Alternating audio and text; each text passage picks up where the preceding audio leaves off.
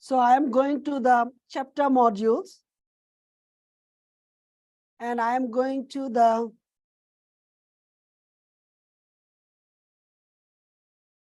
software development mobile and desktop app.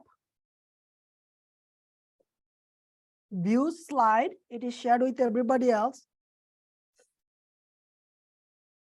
Today's session is very important for everyone, especially who wants to do the mobile app. For the vehicle side, who wants to do the vehicle testing. They are all the same approach. They're all same approach.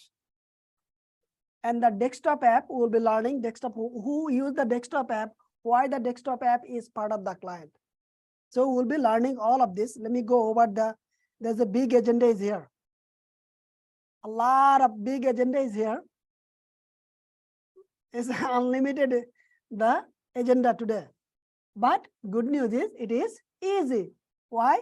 If someone has taken time to understand the last week workshop, this will be, we are adding 2 more clients. We are adding 2 more clients. Web is 1 client. Today we are adding mobile app is a client. Desktop app is also client. And only the 1 more client, that's we do not call the client, we call the B2B. B2B means if the TS4Use API someone wants to use to run their bootcamp, that become the B2B. That's also the client for us, but that's a special client in the business world, we call the B2B.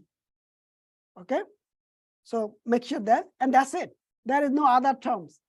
Either mobile app is a client, desktop app is a client, or other application, means one application consuming another application, that's also the client. And the final is B2B, means your application, your API, your backend will be used by the third party and they will pay you money. It's called that. That's also the client, but the special terms is B2B.